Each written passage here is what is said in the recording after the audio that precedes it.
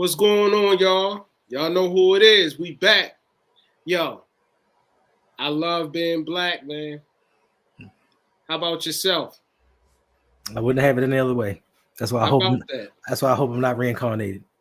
How about that? I feel the same, bro. I don't want to come back, man. If I come back, man, I digress.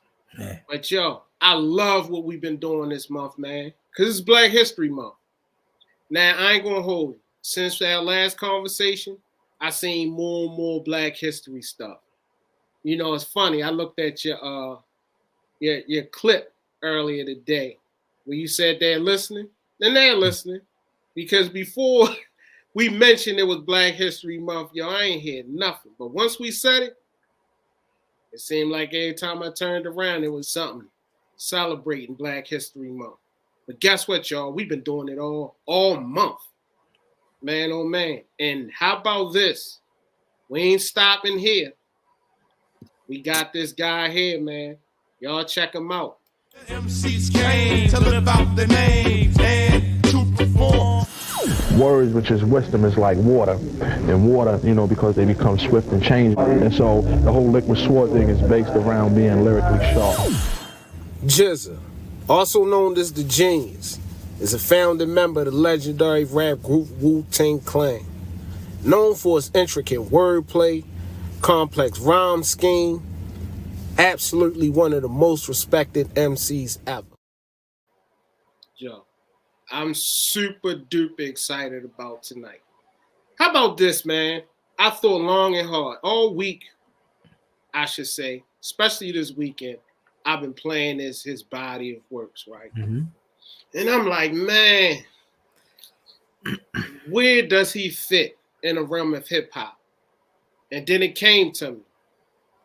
Now, this might sound weird when I say this, but imagine G-Rap and Rakim together or GZA. I feel like he has remnants of both of them. And the reason I say that, I feel like, man, he's Rakim, you already know. He's God by.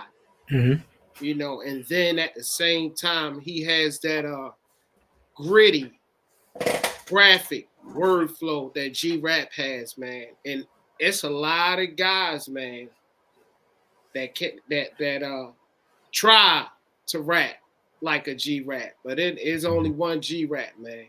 And I feel like he's like right in between those two guys, man. What's your thoughts? I can see that. Yeah. I can see that. I can see the grittiness, the wordplay, the rhymes that make you think. Mm-hmm. I can see that. Yeah. Well, I love the GZA. And the RZA. The dope thing about it is he's number one on both our lists as far as Wu-Tang. What about the RZA? I meant to say the GZA. Yeah. If you talk about producers, I give you some credit on that. But you talking about rappers? Yeah. We don't love you, Raheem. I like that. But yeah, man, the GZA to me is the sharpest iron out of the clan. And we both agree on that. And it's a rare occasion when we both on the same page, man. Listen, there are times when certain things are undeniable. Like, no matter how you want to twist it, things are undeniable. And as great as the Wu-Tang is collectively and individually, he is the sharpest sword. Mm-hmm. Like, to me, what is amazing to me is, and like you said, we slept on him. Like, he's my favorite Wu-Tang member, but he may be one of my least listened to. You know what I'm saying? Because we slept on his music because he didn't have a lot of commercial hits. Mm-hmm. He didn't have a lot of hits that kind of popped on the radio. You know what I'm saying? Liquid Swords is one of my all-time favorites. Mm-hmm. All-time favorites. Mm-hmm. But it took that song 20 years to go platinum. You know what I mean? It came out in 95. 2015, it finally went platinum. But to me, the thing that makes it so amazing to me, the thing that makes him so amazing to me is being the sharpest sword, being the oldest member. He's kind of like LBHT and you, Dre, like the oldest member out of everybody.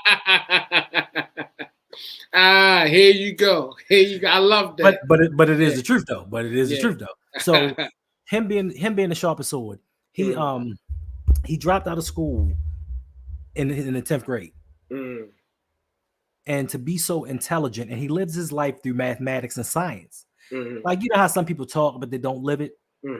Like, he's literally gone around to MIT, Oxford, Harvard, NYU, and talked to scientists because he believes science is the way of life. And he bases everything, even lyrically, everything is based on teaching through science. Saying so, just like he has the sharpest tongue out the whole group, and just he's my all-time favorite. That's why I always refer to myself as the Jizza. That don't mean I am, but I just refer because he's just my favorite one out the group. I could see that. Actually, after you said that, I could see you being that, you know, and what we resemble as the clan. I could definitely see that, man. Right, the least popular. I get that.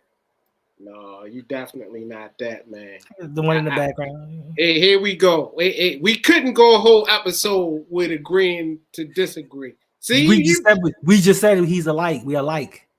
We the most slept on out the crew. I take my place. Oh man, I could see that. I could see that though. I could see the resemblance, man. I know you know, but do y'all know out there that before the Jizza came up with the Wu-Tang, he also was in a group. He was in a group with his cousin. Which one? What name we giving it? ROI? Yeah. Or all in together? Either one.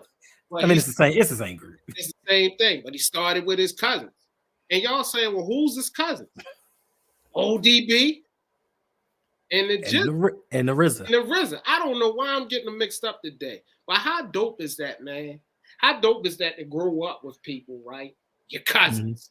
Right. And y'all become these mega hip-hop icons. You know what I mean? And back then, they didn't even see it coming, man. Thanks. And Lord, can you imagine being a cousin of ODB Holiday Time?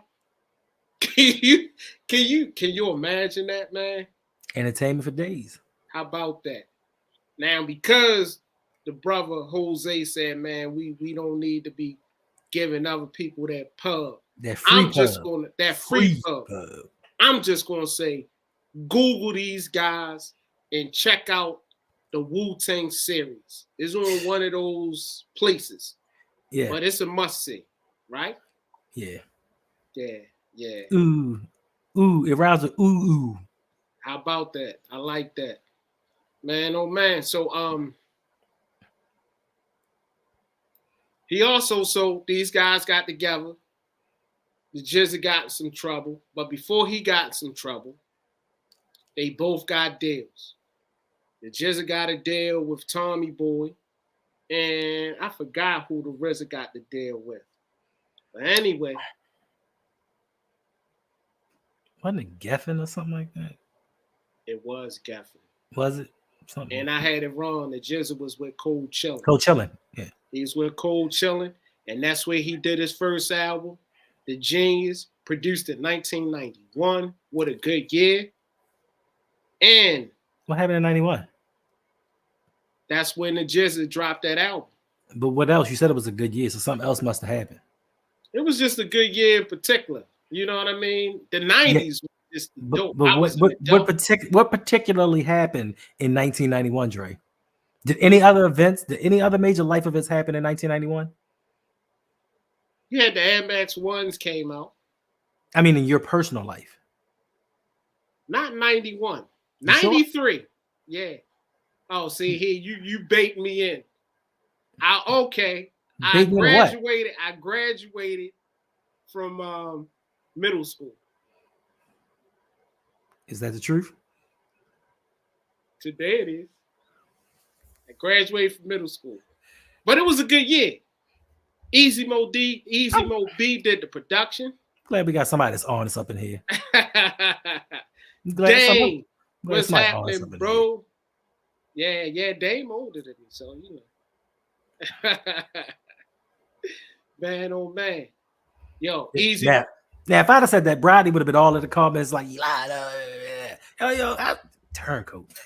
What's up, B? Man, sorry. I appreciate y'all joining us. Man, Easy Mo B did the production. Right. Y'all might say, well, who's Easy Mo B? What's up, Reg? What's happening, my guy? Appreciate you as always. Easy Mo B did production for people like Biggie, Big Daddy Kane, Legendary Pop. What's that? Number 11, number 12? 12. We don't want to get nobody You had Coach listening to him all day yesterday. Who, Pop? No, number 12. Oh, number 12. Oh, yeah, number 12. That's what we call him, number 12. Yeah. Y'all check this out, man. MCs came. Oh.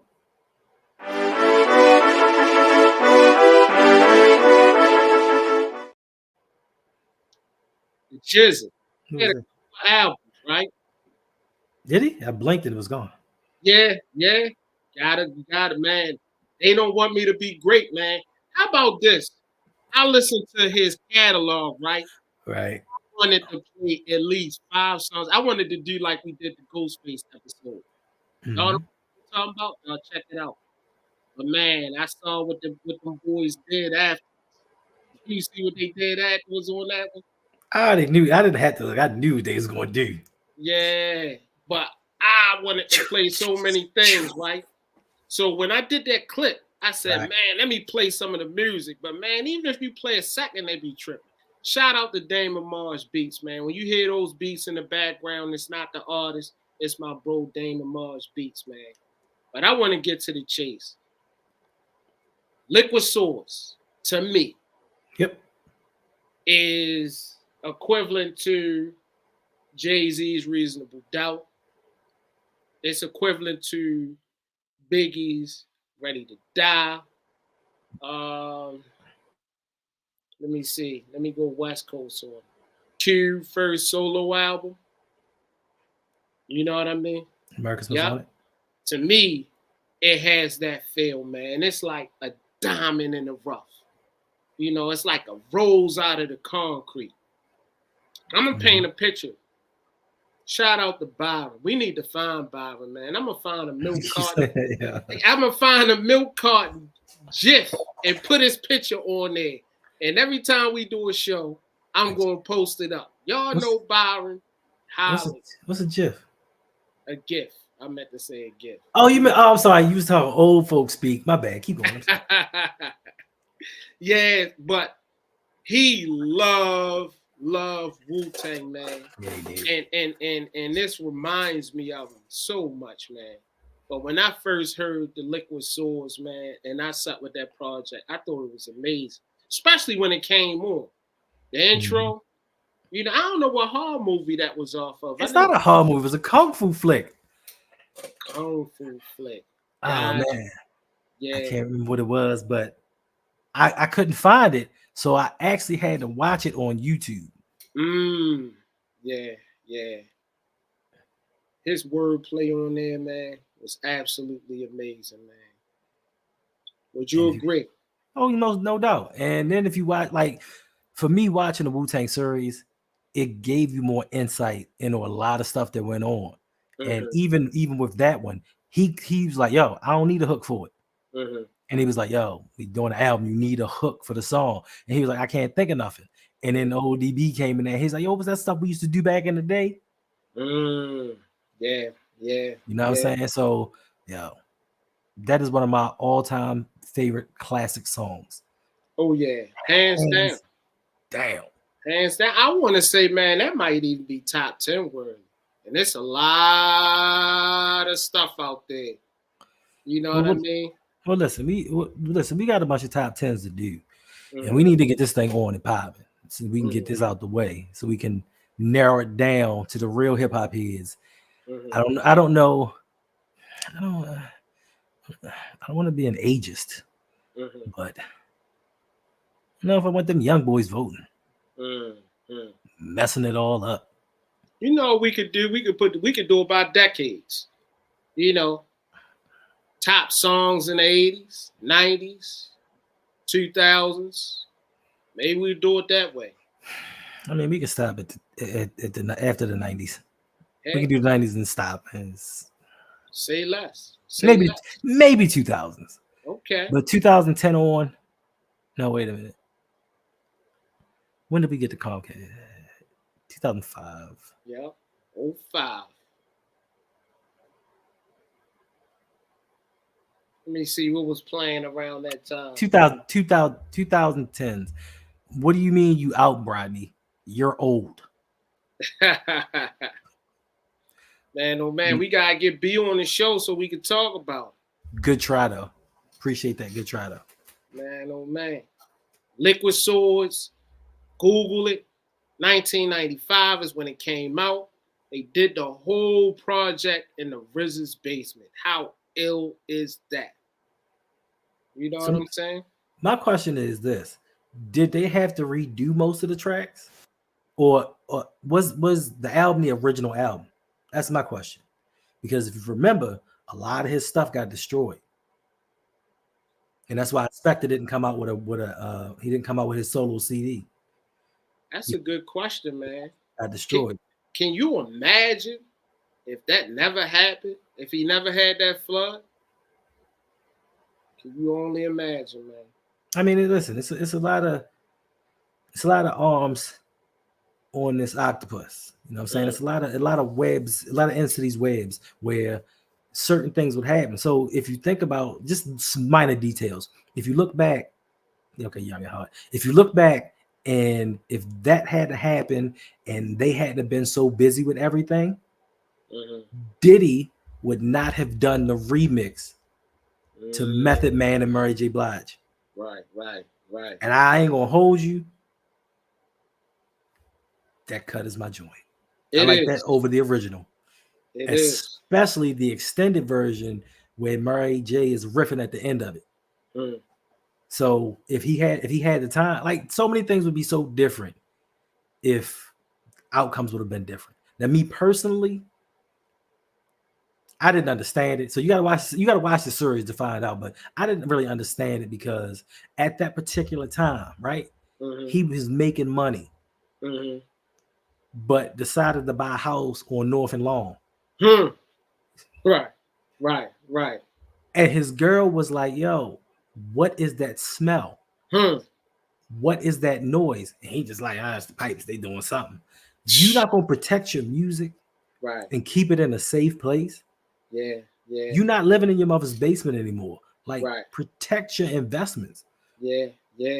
Like, I didn't understand that. You know what I mean? Because you had a headquarters. Yeah. But you know, I guess it all worked out. It didn't work out for Inspector because we slept on him for many years. Right. We slept on Inspector for like 30 years. Literally. You know what, man? You just gave me an idea. Maybe what we should do very soon is do a top 10 Wu-Tang list of songs. That wouldn't be hard. Yeah. I don't know. It'd be hard for me, man, because there's so many. But yes. It wouldn't be hard. Yeah. What's your favorite Jizza? What's your favorite song by the Jizza? I guess we answered that.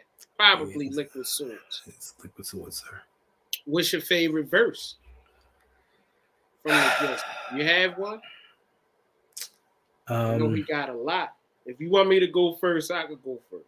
You can go first, but you know, just for me, what sticks out to me is especially back then, and just having to think about it. Like, people don't know when he said your lyrics are weak, like clock radio speakers. People didn't get that. And if you remember back in our day, no matter how loud you turn the radio up on that clock speaker, you wasn't hearing nothing outside that room. Facts. So just how he just put stuff together. So to me, that's one of my favorites of all time. Yeah. Protect Your Neck. When I first heard that and I heard his verse, well, he ended it. You know what I mean? He ended it. Yeah. I'm like, this is crazy. And you know, that was back in the day. Whoever went last, they had to rip it, man. Just like with the symphony. Did G-Rap or Big Daddy went That was G-Rap that went last, wasn't it? I think it wasn't Big Daddy. Big Daddy. But yeah, that was a thing back in the day. I don't think they do that no more, man. Whoever went last. But the thing with the Wu-Tang was, I think that was all the RZA, because he said, y'all gotta, he's like, yo, it's too many of us. You gotta fight for verses. You gotta fight for time slots. So you could have 9, 8 months up in the studio, and if you came with some weak stuff, you're not getting on this track. Right. So you had to, and I guess he arranged it the way that he needed to. It was like, all right, this joint is high. And technically, on some real stuff, 90% of the time, they just had the hottest stuff. Yeah. Now, he didn't go last in everything, because to me, Triumph, War of the Masses, the outcomes disastrous. Many of the victim families saved their ashes. Yo, he killed that. Like, he had, but you know, they ended it with Ray and Ghost. Yeah. You know what I'm saying? But he had the hottest, yo, that might be my favorite. Yeah. Like one day, like when we were doing the Wu-Tang, we did the Wu-Tang episode. Yo, I listened to Inspector Deck and his verse, I think 25 times in a row. Like I would just listen to his, then I skip to his, then I go back to Inspect, then I go back to that. Like for 25 straight times, I just kept sitting there listening to it, going over and over. Like, yo, two dopest members of the Wu-Tang, lyrically. Yeah. And shame on everybody, man, because you said he had to go almost all those years. I forgot how many you said. He didn't almost. He went 20 years. Oh, that's absolutely ridiculous, man. It goes back to the conversation I always had with you, bro. Do we really, not you and I, but do the world really want to hear what an intricate rapper like himself have to say? Because one verse, to me, he's like a Rakim, man. He say so much in a bar. You could miss it, man. You rewind the bar back and it blows your mind, man. Yeah, I agree. But I don't even know. I mean, I don't know how much we can blame on us personally. It may have been a shift in music. I'm not really for certain, because at a certain point in time, we checked out. We checked out and we listened to older stuff and kind of put it on repeat. But yeah, it finally went platinum in 2015.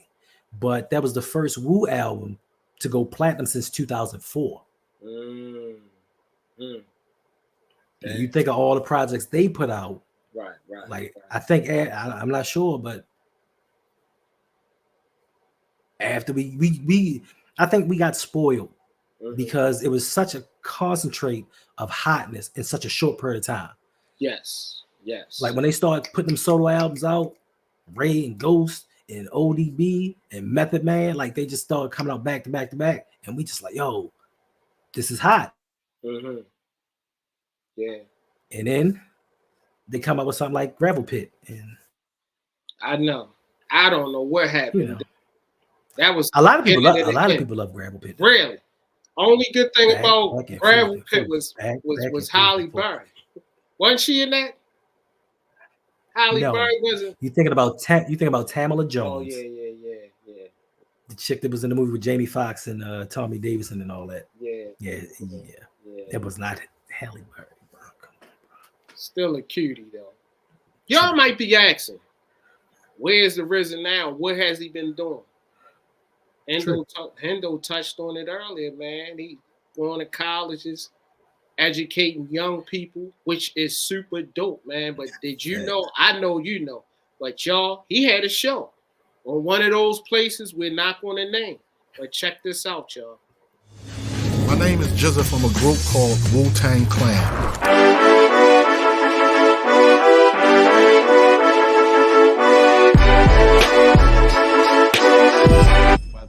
The nature and the scale of events don't make sense. A storm with no one in, you're drawn in by men. So you speak about the universe and planets, but you still incorporate the element of MC. His brilliance alone, man. You know what I'm saying? It goes back to what we were saying the other week, man, about a different world and stuff like that, man. You got a young brother from the ghetto, any ghetto. I don't care where it is. Right. And you have somebody like him, with these 8 other members, and the odds are stacked completely against them. And you see the brilliance in them, man. All of those guys were immensely talented and brilliant, man. That type of mind. And like you said, man, this bro dropped out in 10th grade. 10th grade. Listen, I ain't giving your man credit because I think you give him enough for the world. Mm-hmm. But this is a quote that I always use, especially to people that think they are just so smart. It's for the people that just swear, I got this degree or this paper. I know everything. I'm it. Your man said you can pay for school, but you can't buy class. And to people with degrees, they still don't understand what it means. Right. So, yeah, school means nothing, and they teach you what they want you to know. You know what I'm saying? The education system teaches you all the things that they think you should learn. Now, in our circle and in public schools, they didn't teach us everything to prepare us for life. You know what I'm saying? I just was on Instagram right before we got on here, and it's this young lady, and she's all about Black empowerment, and she put up this post saying it's something, I'm paraphrasing, but it's something to the fact of it's a shame that they associate Black people with slavery, and they associate that as our history, but slavery is actually white people's history. And they don't know how to separate the two. How about that? And to this day, man, it's real fuzzy with our culture and our history and our backstory. It's sad in a way because I said this, but to me, part of our history is hip hop. It is a religion to me. It is a religion. So also, then it was crazy because it was like 2 posts back to back. So then in the very next post, she put something like, the world has given us scraps, and we've always taken these scraps and turned them into forms of art. You know what I'm saying? We've taken these scraps and made delicacies that other cultures now want to copy. We've taken these scraps and turned it into fashion. We've taken these scraps and the pain that came from it and made jazz, hip hop, R&B, blues, rock and roll. We created all these things from scraps, and hip hop was birthed from this. Hip hop was birthed to give us our own thing. They went out and they stole rock and roll from us and swear that they invented it. They swear they invented country music. They swear and they want to take all this stuff from us. But with the evolution of technology and the evolution of television and certain things like that, there is no way. Now, they can try to dispute a lot of things, but they cannot dispute hip hop was ours. Right. And hip hop should still be ours to an extent. But we are a forgiving people. We are a loving and kind people. So we share, even after you've stolen from us. You know what I'm saying? Right. We embrace you into what is ours, which all was made and came from pain. How about that? Well said, well put. Y'all know what time it is. Let's go.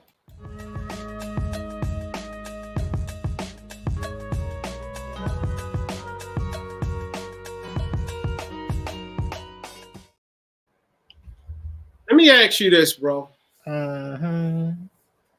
You think Trump got a chance to do what? To come back and do it all over again?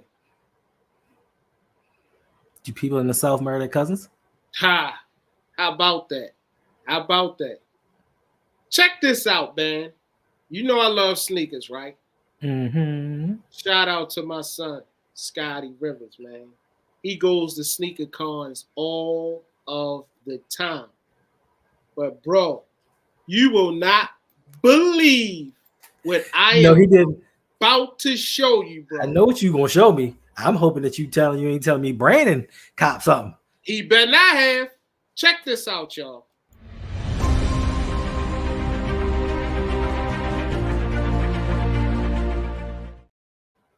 What are those? Your boy has a shoe that he charged $3.99.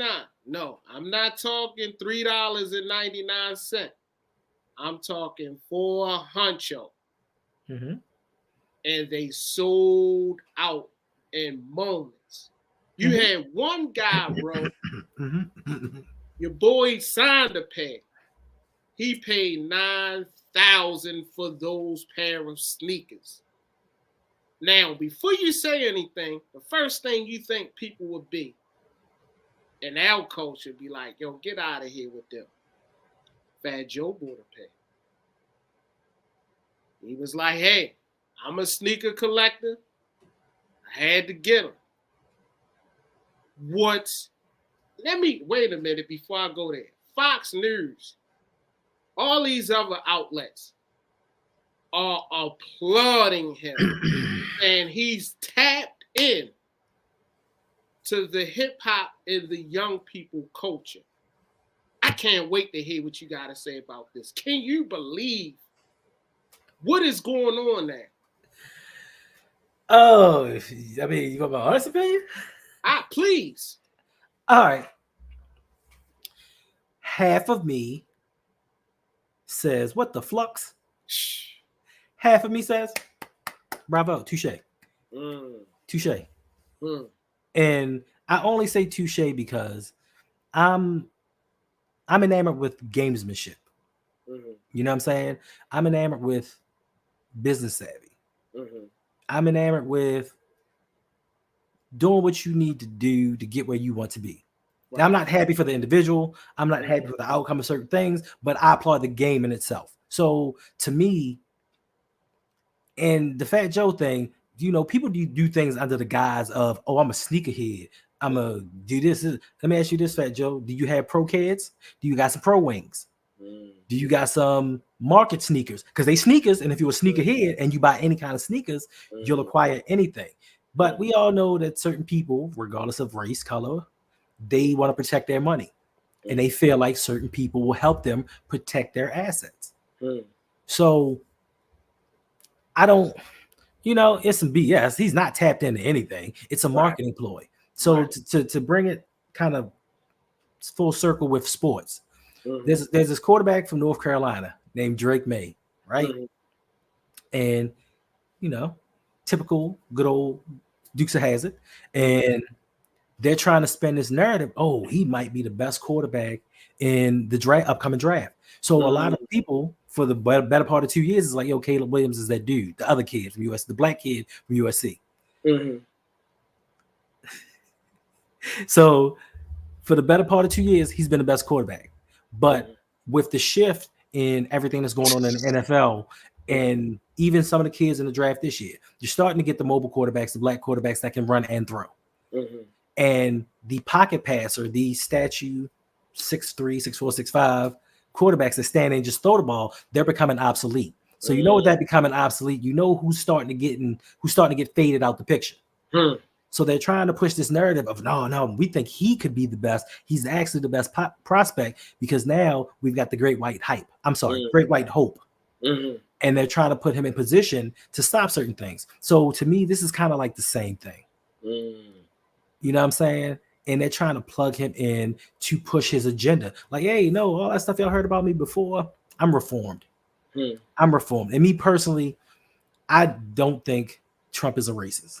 Personally, I don't think he's a racist. I think he's an elitist. I don't care what color you are. If you don't got money, he don't care for you. Right. You know what I'm saying? Not saying he like black people, but that's another story. But so to do the tennis thing, for me, like I said, I applaud the game I'm envious because you can totally come out of left field with some bull stuff and your people support you. We don't have that. And I wish that my people would take a look and say, all the people that's mad about this and all the people that's mad at Fat Joe for buying it and all the people that say, oh, how can he do this? And he's trying to, you know what I'm saying? He's sitting there vulturing our culture and get mad about it. But when it comes time for us to come out with something and it's some legitimate stuff or it's a good product, you want to go and support somebody else. So I'm envious in the fact of he has the support of his people. Now he came out with some BS shoes from BSW or Payless, and people bought it for $400. Yeah. And I hate to say it, he got the idea from Kanye. How about that? I'm He glad. said, "You want?" Yeah. He said, "You want to put out some homeless shoes? I could pull out some Trading Places 2024s." How about it? I like how you put that. Trading places. And you're right, man. And you know that the sports thing ain't really my forte. But yeah, back in the day when Shaq said I'm gonna put an affordable pair of sneakers in Kmart, we laughed at it. Not you and I, but the culture. Spreewell came out with his sneakers. We laughed at it. You get what I'm saying? Stephon Marbury, Marbury. We laughed at it. Dwayne Wade. We laughed at it. You get what I'm saying? Mm-hmm. And they weren't selling. So yeah, it is a slap in the face. They weren't selling here. See, this is the ignorance of America. This is the ignorance of this country. They think because they don't see things and it's not hot here, it ain't hot. Them Starburys sold out in a lot of places. Dwayne Wade, he went to China and has his shoe made. And everybody like, you stupid. You was with Nike. Like, what is you doing? He was like, yo, I got creative control. I get about 85% of the revenue, and they sell out overseas. So do I want 85%? Let's say do I want 85% of 100 million? Or do I want 2% of 250? How about that? You know what I'm saying? So we over here think it's like, oh man, I don't see them down this cut. I don't see them round the way. No, you see them in other places that you never traveled to. That's outside of Baltimore. Yeah. It's outside of New York. It's outside of Jersey. It's outside of Philly. You know what I'm saying? Yeah. One other thing I want to say about this topic, man. I'm talking about both of those white guys. Okay, let's get it straight. One thing I want to say about all of this that upsets me. What's that? Because we're all black, don't mean that we're all sneakerheads. So they need to change that narrative as well. You get what I'm saying? It's like with us, man. It's like a one size, one shoe fit all, and that ain't it, man. Because in that same conversation with that network I was talking about earlier, right? One of the guys slipped up on the low and said, "I don't see why us, the culture, pay all of this money for sneakers." Not all of us do. They need to listen to our show, right? They do. Man. Wait a minute. Listen. So it's cherry picking, just like Brady said I'm doing with Drake made, which I kind of am a little bit. I'm cherry picking, but people hear and report what they want to hear and report. Like even if you watch The Last Dance with Michael Jordan, guess who was in there? Guess who was one of the first ones in there talking about, man, I used to cut grass, do everything I could to buy me a pair of Jordans? Justin Timberlake. And he wasn't the only one. So let's not make it seem like it's just us. Then I can tell you from experience, bro. And I don't know if I want to do this because Bradley's in here, but shameless plug. Speaking of tennis, it brings me to relationships. And maybe, what's the day? Maybe starting in beginning of March. We talked about this the other day about that maybe in the first topic. I hang with Hendo, but relationships. And I can say from personal experience, if I wasn't in a relationship, if I wasn't in a relationship with the person I'm in a relationship with, and I don't know if you really paid attention to this, but everybody that knows me knows if I buy a pair of tennis, I keep them 12 years because I don't go nowhere. So I don't mess them up. I'm not a sneakerhead. Like I have tennis. I literally, me, Ricky, and Alex, we went to Tough Mudder. You know what I'm saying? To do the little things, jump around the mud, do the obstacle course. At the end of the course, it was a shoe giveaway. My favorite pair of Nikes.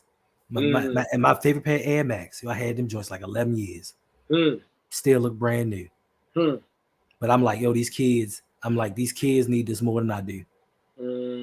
And that had to been like, that race was probably like 6-7 years ago. And I guarantee if I hadn't given them away, I'd still be wearing them. I think now I have at least 5 or 6 pair of tennis now. The most I've ever had in my life was 2 pair at any one time. But because she buys me so many sneakers, I have this. I'm not a sneakerhead. Like me personally, it's like a car to me. I don't care if things are falling off my car. Does it get me from point A to point B? I don't have to look stylish because I'm not trying to impress anybody. So all black people aren't sneakerheads. I'm not a fashion head. I still wear the same clothes. Only time I change my clothes is if they start getting holes in them from washing them. Like I'm not trying. Even when I was single, I'm not out here trying to impress anyone. What you see is what you get. You know what I mean? Now you do keep a pair of somethings or whatever. I got some, I got some slippery earls and some other stuff for when you want to go out and do some things. But I'm not a sneaker here. I'm not. I got other things to spend my money on. I'm sorry, I do. Facts. And for y'all, he just dropped some Baltimore lingo on y'all. Slippery earls and dress shoes. Be more. We in the house. But we do wear LBHT, disposable, roll paw gear. Y'all check us out. Some that sip the tally, that open mic. Sip the tally, open mic. Y'all can wear it too. Gotta represent us, man. Gotta represent the people, bro. Yeah. That's the one thing. That's the one thing I will always buy is us. I will always pay for us.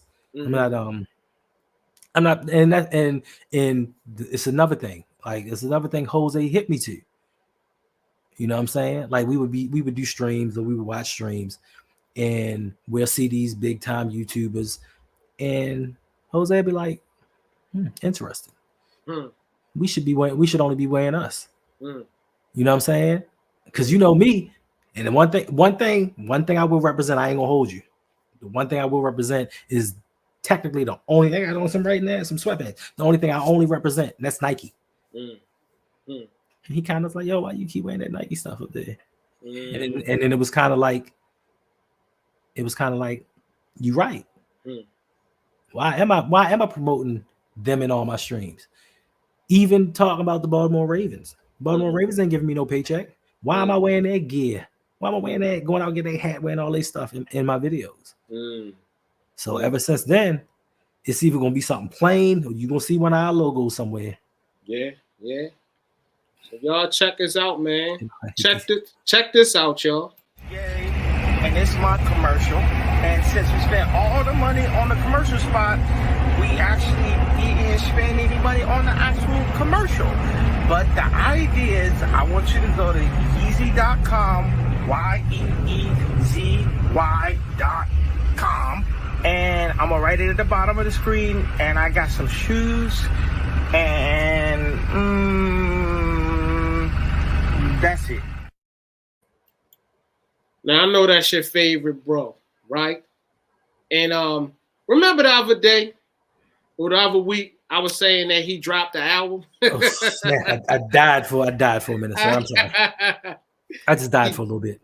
Oh man, he dropped the album, right? Come to find out, the album went #1, right at the same time the Super Bowl happened, and your favorite artist as well, Usher, dropped his album. Technically, he bumped Usher, and he was #1. But Kanye, this is hood facts.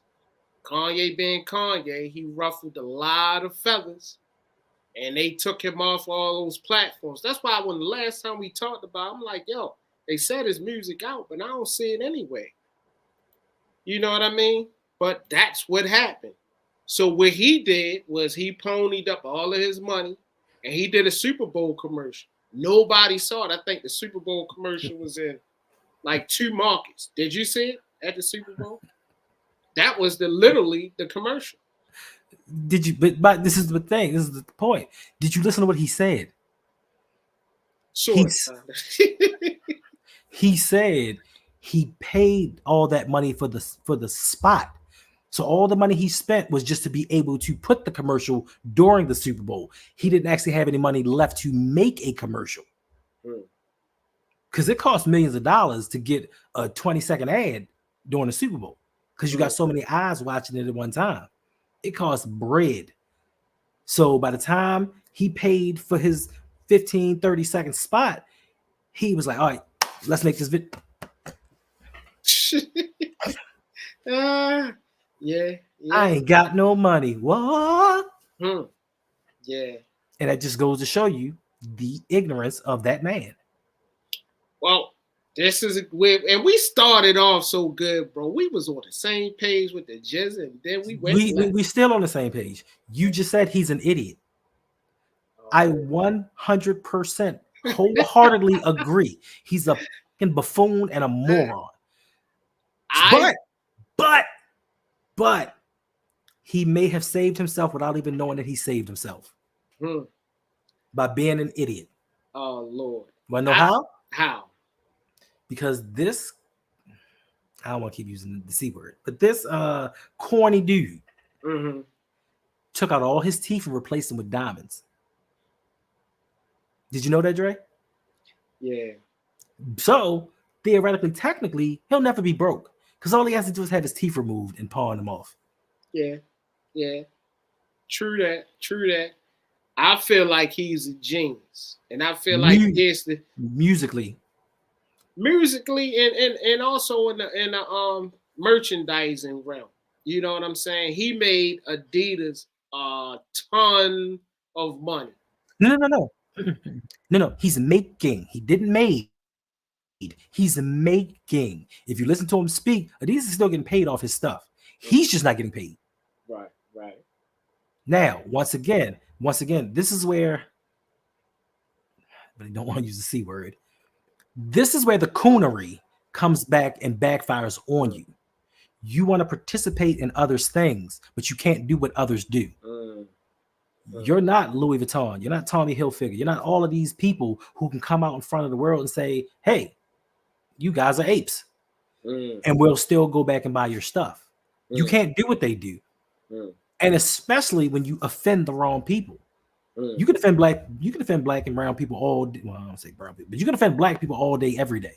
And then no matter what you say out your mouth, if your product is high enough, we're going to continue to buy it.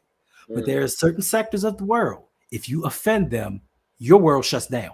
And I mean, and in this case, I'll give you white, black, whatever. If you talk about certain people, it's a wrap. And your boy was dumb enough to come out and speak about certain people, then stupid enough to come out and double down on it. So let's not say he's a genius, because he's not a genius. Musically, he is a genius. As a producer and a music creator, he is a genius. I can't deny it. I can't take it away from him. But as far as common sense and street smarts go, he ain't got it. And you would think somebody coming from the streets of Chicago would know enough to say, I'm not trying to go back there. But he let his ego get the best of him. He thought he was bigger than he really was. And they shut him down with the quickness. Yeah. It's heartening to see, man. It's heartening to see, man. It's not. You. Yeah, I have no sympathy. I have no sympathy who for anyone that came from poverty and then built up their net worth to a billion, or almost $1 billion. So we're not even talking like to us, $1 million. I mean, it's money, but you built your net worth up to almost or exceeding $1 billion. Now you out here struggling. Why should I have sympathy for you? You messed that money up. It's not like, you know what, I'm gonna take a big risk and go into philanthropy and do all these things, and then the money just drains slowly over time. Because of your asinine ways and you not thinking before you spoke, you did yourself in. And then you're gonna come back again years later, say some more stuff, and it's like every few years he comes out and says some things, and it drops his value.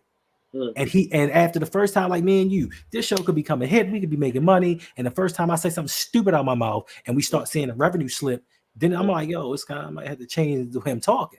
I might have to change my delivery. But instead, he keeps going. His value keeps dropping. After you hit a certain point, like that billion is now like we're under 10 million. Let me go back and rethink my processes.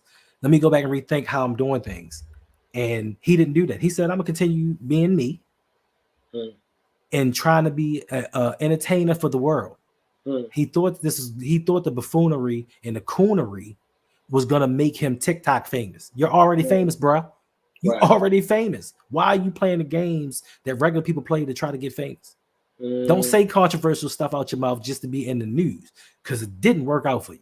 Now I know he ain't hurting, but you nowhere near what you was. That's a fact. That's a fact. Well, man, again, he brings out all emotions with me, man, because it's sad on so many levels. It's But comical. It's comical. how about this though? Why is it that any other culture can say whatever and do whatever to us, and it is what it is? I just pray that eventually we are in a space where you just can't get away with that. You get what I'm saying? We won't be able to, because we still say what you. I don't know what you're talking about, shit. You will never be able to get away with it because there's still residual effects from slavery, and people can say, "Oh, over 400 years ago," and nobody in your family alive is still in most families. Nobody in your family is still alive that went through it, but there are residual effects that emanated from slavery that are still reverberating throughout our community, and the ripple effects, we don't see them. You know what I mean? It's like systemic racism. It's there, but you can't clearly see it with your eyes. You can't clearly be like, aha, it's racism right there. You can't see it.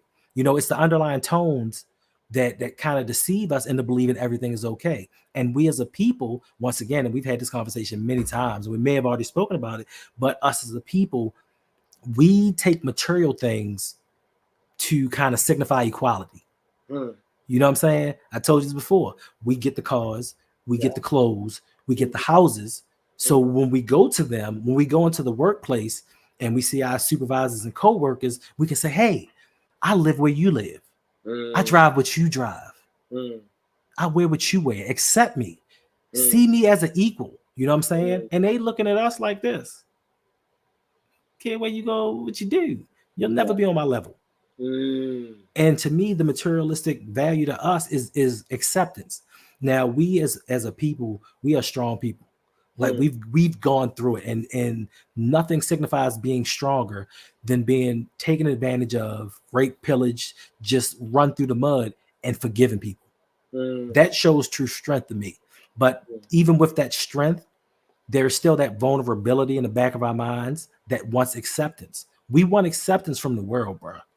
We want people to stop seeing us in a certain vein, but then yet again, we can't escape that cycle, because what they're pumping into our houses, what they're pumping into the radio, what they're pumping into these feeds, we want to replicate. We want to emulate it. You know what I mean? So it's like we want to do better, we want to be better, but the subliminal messaging that we're seeing is, yo, go get this fast money, go get this car, get this house, shoot them up, mess with all these chicks, do all this dumb stuff. So with that, it provides us with a me first mentality. It provides us with a only look out for yourself. And that divide and conquer strategy is one of the best strategies you could ever have in war. It is darn near undefeated. And as a people, they've divided us into so many sections, bro. Like we in 2024, and it's sad to say, we joke about it sometimes, but it's so sad to say we still got an issue with light-skinned and black and dark-skinned black people. Even though sometimes we joke about it, the mass, the pain, we still separated. And that's just one section of us being separated. You know what I mean? We separated by vocabulary. Some people talk to me and they like, yo, why do you do what you do? And I'm like, what are you talking about? They like, you switch up your speech. Like you'll talk street one time and you'll talk white another. And then I have to educate them. There's no such thing as talking white. Right. You know what I mean? So even people that don't speak the way you speak, it's just so many compartments to how we are divided. So we'll never come together on anything. It was close one time. I can't remember what it was, but it was a couple of years back, and something had happened, and it was supposed to have been a boycott Monday or something, where all black people stopped going to the market. They stopped buying clothes. Something happened. I can't remember what. George Floyd. Okay. George Floyd. Yeah. We were not supposed to go to the markets. We weren't supposed to buy any this, that, and third. And some other stuff came up. And we as the people were supposed to come together and let the world know how strong the black dollar is. Because the black dollar is mighty.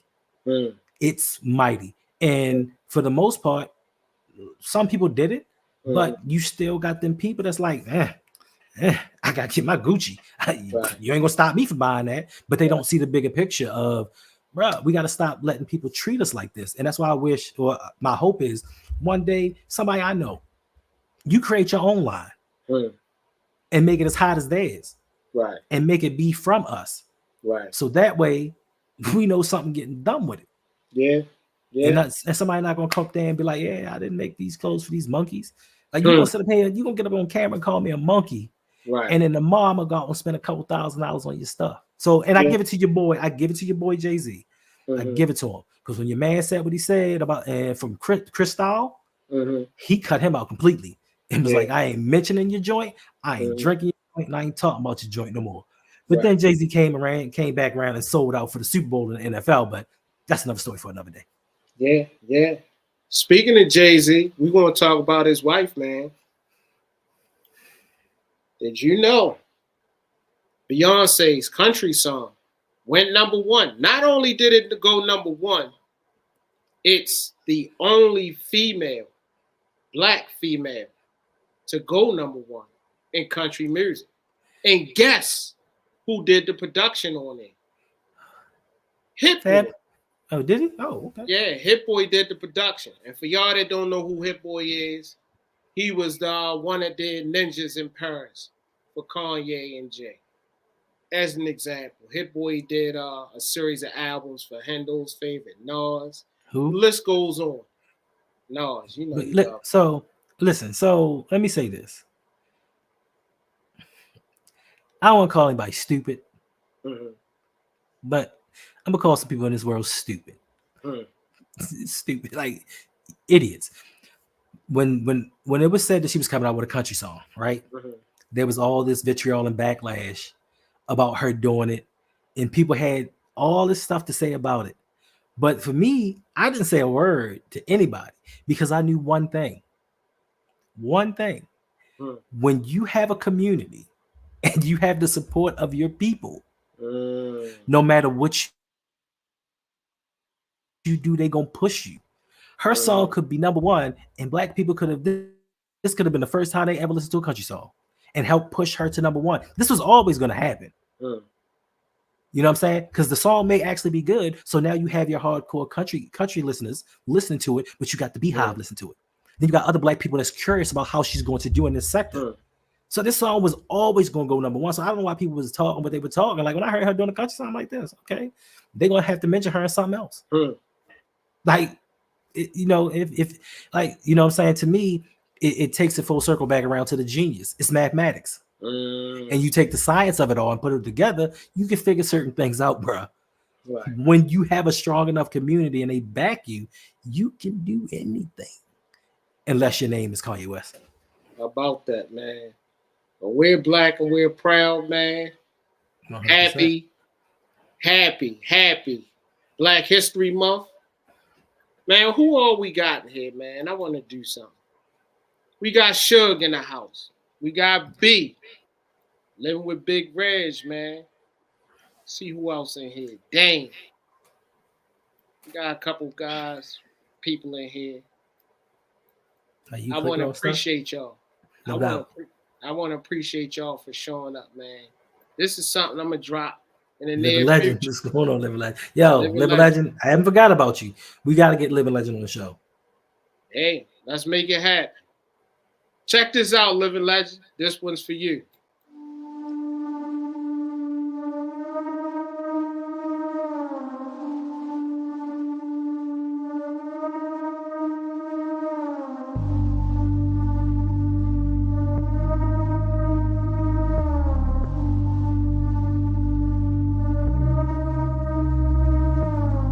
Who am I to tell you what's hot? Who am I to tell you what's not? Who am I? Wait a minute, stop. Who am I? Who am I? Who am I to tell you what's hot? Who am I to tell you what's not? Who am I? Wait a minute, stop. Who am I? Who am I? I just say whatever comes to mind. Light bulb moment is all by design. New album coming out soon. New EP. Hey, you might even see somebody on his screen in that video. You never know. You never know. Never know. But I'm out here working. Literary Revenge is coming. Before you know it, it'll be here. And for all of y'all people that's joining us, please do this.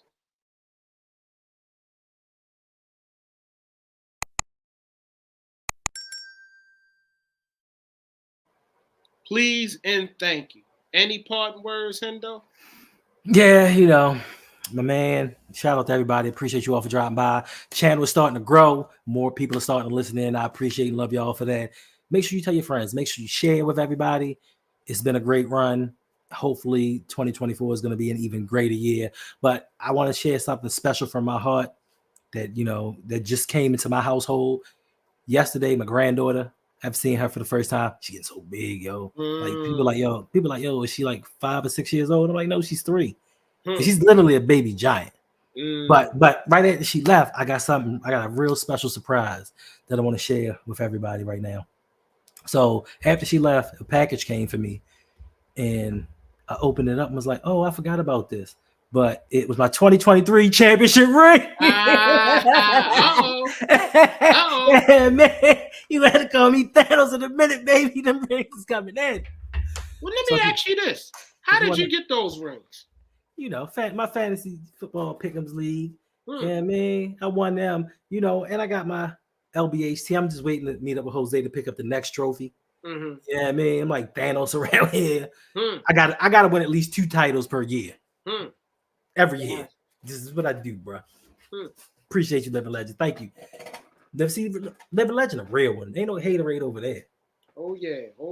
Well, how could somebody get their hands on that? How could somebody participate in that? What can they do to be like you? I mean, they can sign up for the Patreon, patreon.com/ROUG. As little as $5 will get you in. You get to the Discord, come hang out with us, and you can get into the Pick'ems League. You know what I mean? And if you know how to pick football, you can get you this one. Had to get that for the ring finger, baby. Oh, that's mean, man. Man. I was recording a video today, and it kept clinking together. You know what I mean? I had to put them on.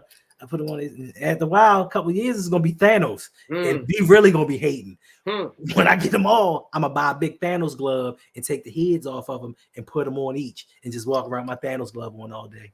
You know what I mean? But let me ask you this before we get up out of here.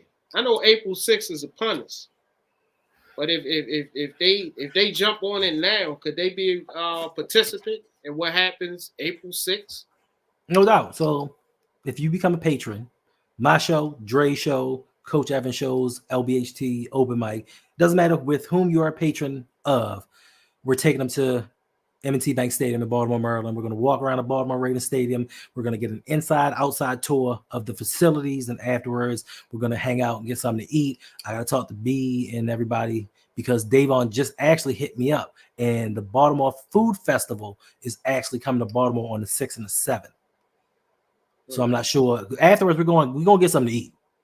We're going to do that. We just don't know where. We don't know if we're going to be at the festival, if we're going to hit up this Raven themed restaurant, or we're going to do something. But we're going to go out, have some drinks. You know what I'm saying? Do a bunch of things. You know what I mean? Hey, y'all know what is up.